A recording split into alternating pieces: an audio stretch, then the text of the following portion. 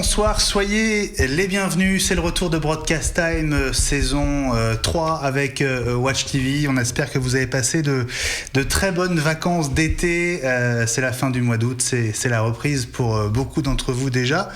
Pour mes camarades, je suis très heureux de vous retrouver les amis, pour début de cette troisième saison. Ça a été long, n'est-ce pas Fabrice ? L'été est toujours très long. Surtout pour toi. Ouais, mais ça arrive à d'autres aussi. Hein. Je suis fatigué. Oui, c'est vrai que je suis un peu. Oh mon Dieu. Là, c'est pas grave. Tout va bien. Voilà.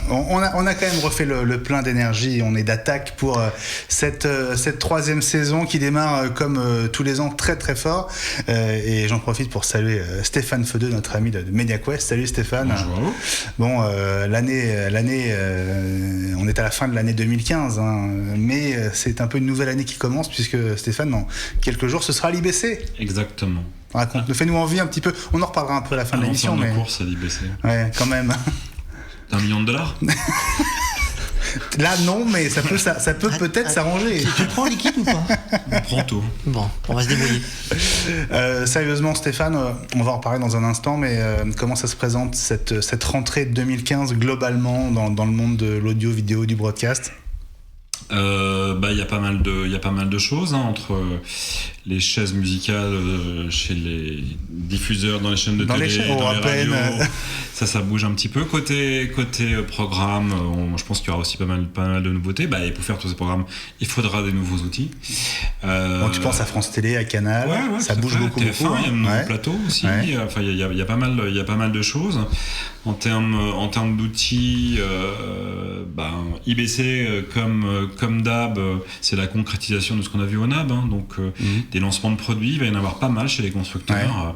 Ça fait envie ça. Ouais, il y a des choses. Donc des produits nouveaux, il y a des produits nouveaux qui vont arriver, qui n'ont pas été dévoilés. Alors il y a malgré tout des petits voyages organisés la semaine prochaine, notamment Panasonic organise un voyage à Londres pour découvrir une nouvelle caméra. Donc ça on aura de l'info dessus, et puis des découvertes aussi un peu sur place sur tout l'univers. IBC c'est quand même encore un nouveau rôle cette année, qui s'ouvre et qui est pris par une grande partie par un...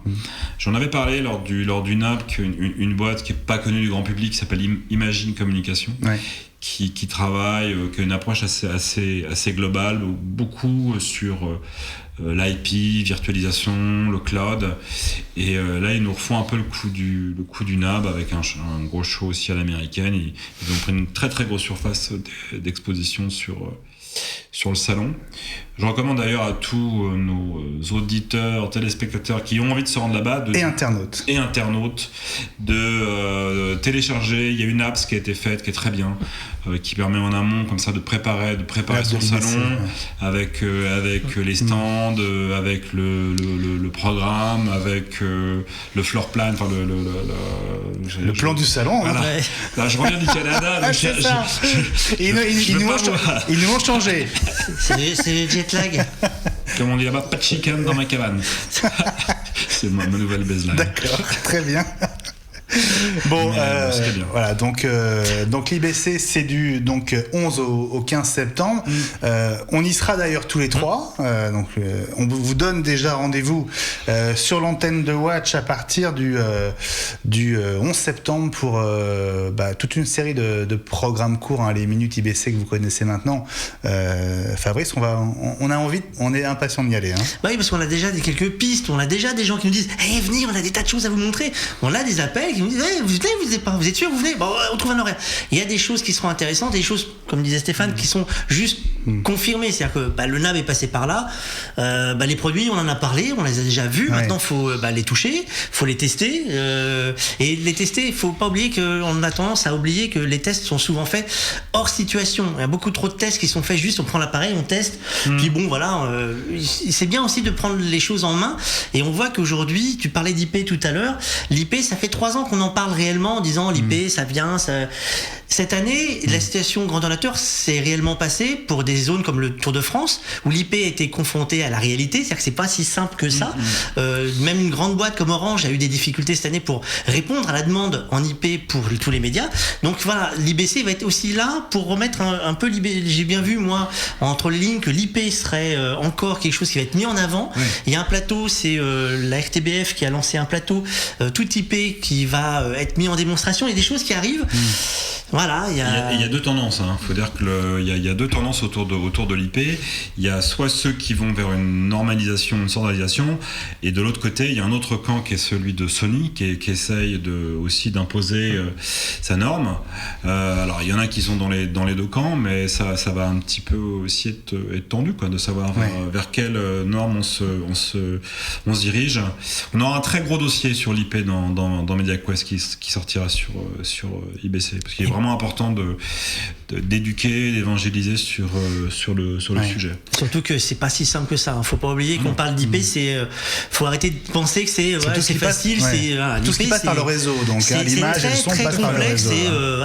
Quand ça ne marche pas, c'est pas juste parce qu'on a oublié de brancher quelque chose. Si on symbolise, c'est vrai qu'on oublie tout ce qui était connectique audio-vidéo, et tout ça passe par un seul câble qui est la prise Ethernet, donc RJ45, et ce qui veut dire que demain on pourra avoir des caméras avec des prises RJ45. Il y en a aujourd'hui, mais c'est plutôt pour faire du téléchargement, mais pas pour faire du live. Mais les mélangeurs, les grilles de commutation, tout l'ensemble de la chaîne de production et de post-production qui va passer. Alors on est là dans une époque dite hybride, avec un mélange des deux, mais à échéance de 5 ans, on aura sans doute une arrivée massive et complète, en sachant que la clé de voûte, ça sera beaucoup les acteurs de l'informatique, Cisco et autres, puisque les maîtres du réseau deviennent les maîtres du monde. Exactement. Il y aura toujours des outils dédiés, mais disons que ce qui était des baies de brassage autrefois dédiés en vidéo, ce seront aujourd'hui des routeurs informatiques. Voilà, ça va être un des gros sujets du NAB. Non, là j'ai 6 mois d'avance. De l'IBC, donc du 11 au 15 septembre à Amsterdam. On y sera donc avec Fabrice et Stéphane pour les minutes IBC, et puis sans doute 2 numéros de Broadcast Time spéciaux qu'on va tourner sur place. Et donc on vous donne rendez-vous notamment la semaine du salon, et puis la semaine suivante évidemment pour un très très gros débrief, puisqu'on va vous apporter toutes les infos, toutes les images, et ce sera évidemment à suivre sur Watch TV. Allez, on va prendre un peu les infos de l'été, tout ce que vous avez peut-être raté en ayant les pieds en éventail avec du sable entre les doigts de pied. On se retrouve dans une seconde, à tout de suite.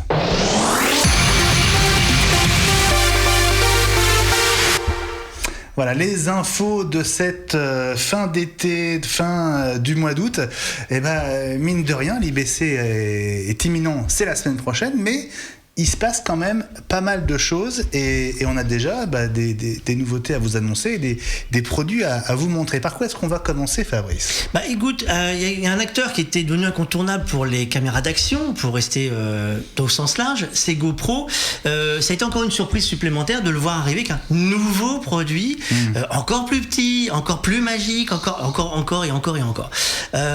Il faut avouer... C'était obligatoire aussi, il fallait renouveler, parce que le problème qui arrivait... Des shorts. Oui, parce que le produit commençait à être toujours le même, et il n'avait pas réduit en taille, et c'était devenu aujourd'hui l'argumentaire, c'est encore plus souple, plus simple. Et là, il faut avouer qu'ils ont fait un produit qui a de la gueule, parce que c'est tout simplement un tout petit cube, tu vois la taille du doigt qui vient de l'actionner. Moi, il m'a fait penser tout de suite au cube de Polaroid dont on avait parlé. Et effectivement, on est dans la même gamme de taille et de production. Après, ils ont, je pense, écouté ceux qui utilisent ces caméras, parce que d'avoir un produit qui n'était pas étanche, il fallait prendre un boîtier, c'était compliqué, ça faisait de la buée. Cette fois-ci, il est étanche tout de suite. Il n'y a pas besoin de rajouter un boîtier. Pas de caisson, quoi. Il n'y a pas de caisson. Ensuite, il y avait le problème de placement de la caméra dans le bon sens ou pas le bon sens, une fois que tu as commencé à rouler, tu peux plus changer. Là, ils ont changé le système, le palier qui tient la caméra, elle est sur un axe de rotation, c'est-à-dire qu'une fois que tu l'as placée, on peut tourner la caméra dans le sens que tu veux, ce qui fait que tu es toujours sûr d'avoir la caméra dans la tête au bon endroit. Parce que ça arrivait de dire, bah ouais, maintenant je tourne la caméra, tête en bas. Donc je pense qu'ils ont vraiment bien fait travailler le département de recherche et développement, qui a réagi rapidement, parce que ça a été, mine de rien, très vite par rapport à la GoPro qui était juste avant, la GoPro Hero 4. C'est-à-dire que ça a mis 2 mois, 3 mois à peine pour arriver juste derrière. Donc je pense qu'ils l'avaient dans les cartons, qu'il fallait la sortir. Mais c'est un beau produit. Et je crois que c'est une caméra qu'ils avaient dans les cartons depuis plus de 2 ans. Et il faut savoir que c'est une des caméras qui est utilisée sur le Tour de France également cette année, sur les cyclistes eux-mêmes, pour tourner des images en action qui ont été utilisées après pour des séquences utilisées par les médias. Il y a plusieurs marques qui étaient sur le Tour avec leurs caméras. Mais de toute façon, il ne faut pas oublier que c'est un secteur qui est très large. Beaucoup de gens achètent ces produits. De toute façon, c'est pas donné. C'est 430 € la caméra. C'est quand même pas non plus juste le petit gadget qui coûte rien. Petite GoPro ne veut pas forcément dire petit prix pour une GoPro. Ça reste c'est toujours pareil. Ça reste un produit qui doit être de bonne qualité, solide et avec un bon optique. Donc c'est toujours pareil. Le développement derrière, il faut le payer à un moment ou à un autre. Ouais, c'est sûr. Tu n'as pas eu l'occasion de la tester lors de tes voyages outre-Atlantique, Stéphane? Pas testé. On la testera quand on sera disponible. On a testé les caméras plus grosses. Là, vous êtes plutôt sur des modèles. C'est vrai. Disons qu'il n'a pas voulu la ramener. Il a testé l'Ajaccio. Il veut pas nous la prêter. Ça fait 2 fois que je lui demande. Il veut pas. Mais je le règle. C'est aussi dans nos tuyaux, la Sion de chez. On l'a renvoyée. Je le règle. Pas parce qu'elle ne convenait pas, j'espère. Non, mais déjà on l'a gardé un bon moment et c'est une bonne caméra. Je pense qu'il plaira. On appelle au cinématographeur au directeur photo, au créateur, je pense, un feeling cinéma. Parce que c'est vrai que c'est pas des caméras simples d'usage, c'est pas j'appuie et ça fonctionne. Il y a quand même beaucoup de paramètres. On peut y mettre des accessoires. Enfin voilà, elle est très proche, je dirais, d'une équipe de tournage, de fiction, de documentaire.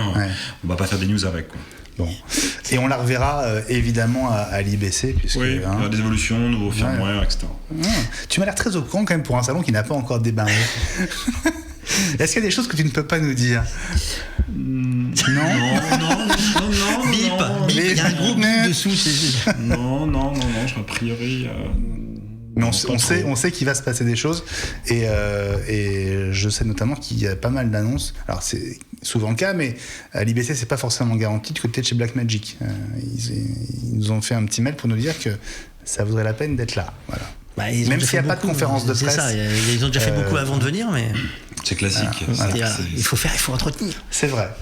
On va passer à un autre sujet. Plus pro. On part d'une petite caméra on couvre tout dans votre podcast. On part d'une petite caméra qui sert à filmer plutôt de l'action, donc c'est-à-dire des choses qu'on fait nous-mêmes, et c'est rarement pour des médias. Là, on va parler d'une caméra qui est plus tournée quand même aux professionnels. C'est Canon qui nous a sorti un produit qui a sur le papier quelque chose d'énorme. On part à 4 millions d'ISO. Alors il y a un grand silence. ISO, c'est la sensibilité, c'est ce qui caractérise la sensibilité d'un capteur. Pour tourner dans le noir, on aura besoin de très très peu de lumière. Et ça, c'est quelque chose. Ils sont déjà très doués, faut pas oublier. Stéphane me refaisait une leçon tout à l'heure sur la lumière et la capacité de Canon à réagir. Alors juste là, c'est la Voie lactée qu'on voit. Voilà, on a bien vu le avant, pas le avant, le après. Canon est déjà très doué pour savoir faire sur ses caméras des gros capteurs. Là, ils nous ont sorti un produit qui va très loin. Et on va voir d'ailleurs sur une image un peu plus loin qu'il y a vraiment des comparaisons qui sont assez phénoménales. On n'est pas dans le même prix que la GoPro. On est à 26 000 € hors objectif, donc on n'est pas la même chose, mais elle est dotée de énormément de choses. On pourra la piloter à distance, il y a du HDMI, il y a 2 sorties HDSDI. Et Stéphane, vous avez déjà eu le temps de creuser un peu plus ce sujet. Ouais. C'est vrai que Canon, depuis, on pouvait assister à des démos, ce qu'on appelle les technologiques démos que fait Canon, où ils travaillent sur la sensibilité. Donc ils ont déjà fait des mises à jour de leur firmware sur des caméras qui sont la C500, la C300, et c'était déjà assez exceptionnel. Cette nouvelle caméra, elle a une sensibilité qui est supérieure à l'œil. Donc elle voit ce que ne voit pas l'œil humain.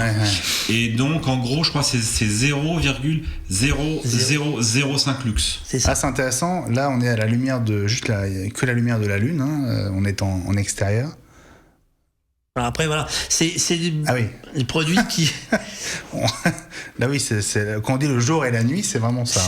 Mais ça va être... Alors, on avait l'habitude de ces des images filmées en infrarouge, mais qui étaient vertes généralement, donc pas vraiment exploitables en basse lumière. Donc ça va être très intéressant pour le documentaire animalier. Parce que c'est des caméras sur lesquelles on peut mettre des optiques professionnelles. Donc on va pas tout faire avec, mais de l'animalier, quand on va aller filmer en Afrique les grands fauves, ça sera intéressant. Il y a tout ce qui est effectivement sur la nuit, l'astronomie. Donc c'est un usage très particulier. Ça sera, je pense, vendu à très peu d'exemplaires, et ça sera plutôt auprès des loueurs. Certains loueurs spécialisés où elle sera disponible. Mais voilà, c'est un bel outil, je dirais, complémentaire pour des usages très professionnels. Alors, autre annonce de cet été. Alors moi, j'ai été étonné par le logo que vous verrez à la fin de cette vidéo. Tu vas nous en parler, Fabrice. Je pense qu'on a tous été surpris. C'est une boule. C'est pas une boule de glace, mais... On a l'impression de sortir d'un film extraterrestre où tu imagines des bras qui vont sortir. Non, ce sont des objectifs. Donc l'intérêt, c'est de pouvoir tourner en 360 degrés, complètement immergé. Là, concrètement, c'est la réalité virtuelle reality. Il y a des 360. Voilà, il y a des tas de mots qui se touchent. Alors, on a peu d'infos pour l'instant. Regardez bien le logo à la fin, c'est étonnant. Elle s'appelle Ozo et elle est faite par... C'est long, hein. Nokia. Eh oui. Et peu d'infos, c'est-à-dire que pour l'instant, il y a un compteur. Et dans 10 jours, ça doit être autour du 9 septembre, il y a la prochaine vidéo. Donc j'espère que ce sera la vidéo de ce qui a été tourné, de ce qu'on peut faire avec. Parce que ça aussi, c'est une surprise. Alors c'est un terrain qui est en permanence en évolution. Il y a pas mal déjà de produits. Il y a eu beaucoup de recherches de fond pour faire développer des produits. 360 degrés. Et là, il faut avouer que quelqu'un qui était habitué de nous faire des téléphones ou des produits pas forcément optiques. Surprise. Maintenant, Nokia se concentre sur de nouveaux secteurs, parce qu'ils ont vendu leur division mobile à Microsoft, et c'était intéressant de les voir arriver sur ce type de... Mais le sujet du 360, c'est un sujet qu'on suit de manière assez importante avec MediaQuest. Il y aura d'ailleurs aussi un article sur un film qui a été produit qui s'appelle Polar, qui est sur le pôle et qui est assez intéressant. Et aussi, on en dira un mot plus tard, mais on est en train de développer un événement, la Screen for All, avec une journée sur tout ce qui est autour du 360. Il y a beaucoup de recherches. Il y a des caméras qui sont toutes petites et qui coûtent pas cher, qui sont comme des GoPro 360. Type Gyroptique. Voilà, Gyroptique, une boîte française. Mais il y a ce type de caméra. Il y a des protos aussi qu'on peut voir en ce moment sur Kickstarter, qui est une caméra alors qui est plate. En gros, comme un galet. Voilà, c'est un peu un brie ou on en avait parlé un aussi, camembert avec des optiques autour. Un peu design quand même pour un camembert. Oui, c'est ça. qui permet aussi de le faire. Il y a des systèmes où on met 4 GoPro accrochés les unes aux autres. Enfin, voilà, il y a plusieurs rigs, on appelle des rigs, pour accrocher les caméras, ou des modèles comme ça qui permettent de faire de la prise de vue. Et Google a un projet aussi, on l'a vu d'ailleurs, de sorte d'anneau de GoPro. Est-ce que tu as vu ça à Google I.O. J'en ai entendu parler, mais je l'ai pas vu. Alors il sera pas vendu, mais ils vont le confier à des spécialistes de l'image, on va dire un petit peu triés sur le volet, quoi. Je vais pas parler de mes vacances, mais on en parlera plus tard. Mais j'en ai profité pour aller visiter une société qui est à Montréal et qui justement est un studio entièrement dédié au 360, qui est un peu le studio exclusif d'Oculus, en fait, donc de Facebook. Et on a pu voir des programmes qu'ils ont réalisés. Notamment, ils ont fait un trailer pour le film Jurassic World, qui est plutôt bluffant. Ils viennent de produire un programme qui était leur plus long programme, donc un programme de 10 minutes pour le Cirque du Soleil, qui est une vraie immersion. Et là, c'est une nouvelle forme en fait d'écriture. Ils sont en train de faire des documentaires un petit peu partout dans le monde. Ça s'appelle Nomade, et c'est pour suivre des nomades. Donc, ils étaient en Chine, ils allaient en Mongolie. Et c'est vrai qu'au niveau immersif, c'est assez bluffant, quoi, parce que il y a un très gros travail sur la bande son. La qualité, c'est la qualité de l'Oculus, mais pour le moment, c'est quand même qu'un proto, l'Oculus. Hein. Quand il va sortir dans sa version définitive, il sera 4K, il sera déjà beaucoup plus défini. L'Oculus, c'est ce casque de réalité virtuelle. Hein. Tout à fait. Qu'a racheté Facebook, Facebook a racheté la société Oculus il y a 2 ans, pour $2 milliards, d'où aussi son intérêt sur le projet. Jusqu'à présent, moi j'avais eu des démos qui sont des fois un peu limite nauséeuse parce que c'est pas forcément bien fait. On fait la démo debout, il faut surtout pas. Là, on était assis, c'était le gros défaut, le gros reproche qu'on faisait à l'Oculus jusqu'à maintenant, c'était justement c'est le mal de mer qu'on pouvait. Mais c'est pas lié à l'Oculus, c'est lié à la manière dont sont conçues les images. C'est ça. Et si c'est bien pensé, et eux, ce studio en fait qui s'appelle Paul et Félix, le nom du studio, c'est pareil, ils développent leur propre outil. C'est interdit de le photographier, il n'y a aucune photo. C'est vraiment un produit important pour eux. Et l'image est plutôt bluffante. Bon, on en reparlera, j'imagine, dans quelques jours à l'IBC. Il y en aura forcément à Amsterdam. On continue, il nous reste 5 grosses minutes, Fabrice, avec du nouveau du côté de chez Yamaha. Bah oui, Yamaha qu'on sentait vieillir, entre guillemets, dans la gamme des consoles son plus abordables, on va dire, et qui nous sort une série TF1, TF3, TF5. Ça part approximativement à 2600 € pour finir un peu plus, comme on dit. 3200 pour la TF3 et il me semble que c'est 7000 et quelques pour la TF5. On est sur ils remettent au goût du jour l'ancienne génération des 01V et autres. Ces consoles qu'on a vues partout. Qui ont maintenant un certain âge, comme on dit, ou un âge certain, suivant ce qu'on va utiliser. Là, on revient dans le domaine de ce que sait faire Yamaha, c'est-à-dire des bons compresseurs, des bons traitements de son qui sont embarqués dans la machine. Et là, tout est tactile. C'est-à-dire que vous avez un écran tactile devant, vous pouvez piloter après la caméra avec un iPad. La caméra, ça y est, ça commence. Le retour des vacances, c'est difficile. La caméra... On l'oublie, c'est la console son. Cette fois-ci, là, on peut aussi piloter donc avec un iPhone, un iPad. C'est-à-dire que tu vas pouvoir faire ton mix, préparer tout ton set de travail et partir dans la salle pour corriger ton mix et évoluer au milieu du public quand tu veux corriger certaines choses. C'est quelque chose qui était beaucoup demandé pendant un moment, de dire moi j'ai bien travaillé, je sais bien, mais j'ai pas le son que j'aimerais avoir. Vous sortez de juste derrière la console avec vos casques et vous allez au milieu de votre dispositif de son et on peut aller très loin. C'est-à-dire que là, ils ont poussé Alors après, il y a des options supplémentaires. Le son, on y viendra bientôt pour faire une série complète. C'est que aujourd'hui, l'IP est aussi dans le son. On transporte le son et il y a plusieurs réseaux qui existent, dont la version Dante qui se développe énormément. Qui prend pas le lead. Et voilà, qui a eu la subtilité par rapport à d'autres à dire on vous offre, nous, à vous fabricants, la technologie intégrée là-dedans. Et nous on se débrouille du reste. Et donc du coup, les technologies très bien. Donc ils ont dit compatible Dante, c'est ça, vous allez voir, c'est un petit slot qu'on rentre dans la console et tout d'un coup on est compatible. Donc voilà, mais c'est une bonne nouvelle et elles ont été annoncées en avril-mai, mais elles sont dispo, c'est-à-dire que maintenant on les a vraiment sur le marché. À voir ce qu'elle va prendre comme place par rapport à tout ce qui était Mackie. T'as vu un Mac PC, iPad, mais aussi Mac et PC. Oui, c'est l'objectif. Faut pas oublier, il faut être le plus large possible. Tout le monde n'aime pas Mac. Tu vois quel usage sur cette console? Là, on revient à ce que font Behringer, Presonus ou autres, les petites installations. Donc, c'est plutôt du grand public. Je pense pas que les pros iront sur ces consoles-là, puisque les pros ont déjà la série CL. Mais c'est plutôt sonorisation, c'est plutôt post-production. Là, pour moi, au départ, c'est quand même plutôt sur de la sono. On est plutôt sur la prod type home studio ou sono. Après, c'est comme tout. Comme on est capable de faire à peu près tout avec une console son, pourquoi pas dans un petit studio de télé, ça pourra le faire sans problème. À tester, mais elle est prometteuse parce qu'ils savent faire des belles consoles. C'est un petit et après on rentre dans le réseau. Donc après voilà, c'est quelque chose qui est attendu. Ça permet de donner un coup de fouet à Yamaha qui avait pris un coup de vieux quand même en termes de look dans les sites de vente. Quand vous voyez la 01V, ça a commencé à faire vieux.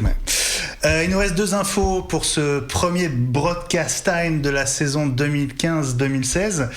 Si je te dis DR Smart, Fabrice. C'est PNJ qui nous amène une nouvelle. Ils reviennent à un petit drone un petit jouet.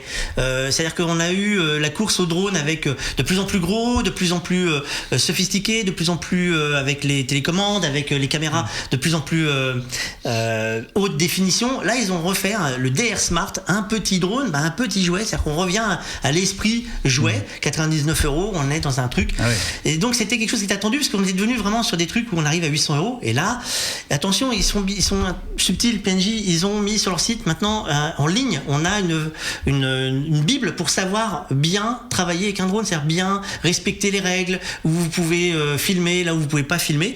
Donc fallait faire un petit clin d'œil parce que c'est quelque chose de bien. Ils sont pas les seuls à le faire, mais il est plutôt sympa pour un petit truc abordable. Mais donc c'est un drone qui fait aussi de l'image. Il fait de l'image, alors c'est de la petite image, on n'est pas sur la Full HD, c'est vraiment petite image. Image témoin quoi. Voilà, pour piloter. On reste dans la gamme plus loisir que tournage. Voilà, DR Smart donc de PNJ qui s'est fait un nom avec les caméras, les action cam notamment. Exactement. Donc ils ont d'autres drones bien plus équipés avec des caméras bien plus développées. Et puis un nouveau logiciel de montage. Et là, c'est l'idée, le concept, presque l'approche marketing est vachement intéressante. Vous avez tourné, t'as fait des vidéos pendant tes vacances. Vous avez fait des vidéos pendant vacances et vous voulez faire le montage. On vous propose d'avoir un logiciel gratuit. Il marche sur Mac, il marche sur PC. C'est simple, il suffit d'aller sur leur site et vous inscrivez et simplement vous allez pouvoir partager l'info comme quoi vous aimez bien ce logiciel. De toute façon, ça sera assez simple de l'aimer parce qu'il est relativement efficace. Et la version est gratuite, donc ça tombe bien. Il y a une version pro payante, 325 €. Et si on regarde bien les images, donc il marche sur Mac et sur PC, et sur Mac, quand je regarde les images, j'ai l'impression de voir, et tu l'as dit toi-même, un mélange d'un Final Cut Pro avec un After Effects qui est joli à l'image. Après, efficace, ils ont fait un tournage d'un court-métrage qu'ils proposent de regarder sur Internet. Je pense que c'est aussi l'astuce de dire, voyez notre métrage et vous savez que vous pouvez faire la même chose. Alors faites gaffe, si vous sautez comme ça... il a bien sauté sur les cartons faites attention et de la mousse. Donc voilà, c'était un petit clin d'œil pour dire, le HitFilm 3 Express est gratuit, le HitFilm 3 Pro est à 325 €. Et ce que tu me disais, c'était que si on le partage, partage l'info, c'est la version Express que tu télécharges gratuitement. La version gratuite, on l'a à condition de faire au moins un tweet ou un partage Facebook. Voilà, c'est non, parce que le nom Express, c'est ce qu'utilisait Avid lorsqu'il avait une version aussi gratuite de Media Composer. C'est ça. Mais on est dans la même philosophie. Et on sait qui est derrière cette. Moi, j'ai pas trouvé.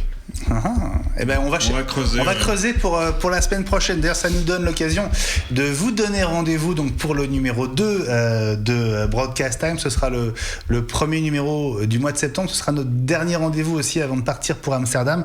Donc évidemment, on fera le tour de toutes les infos qui bruissent avant l'ouverture officielle des portes de l'IBC. Et messieurs, bonne rentrée. Salut Fabrice. À la semaine prochaine. Salut Stéphane, bonne rentrée pour MediaQuest et nous on vous dit à la semaine prochaine, mercredi 20h. D'ici là, les programmes continuent sur Watch. Salut à tous.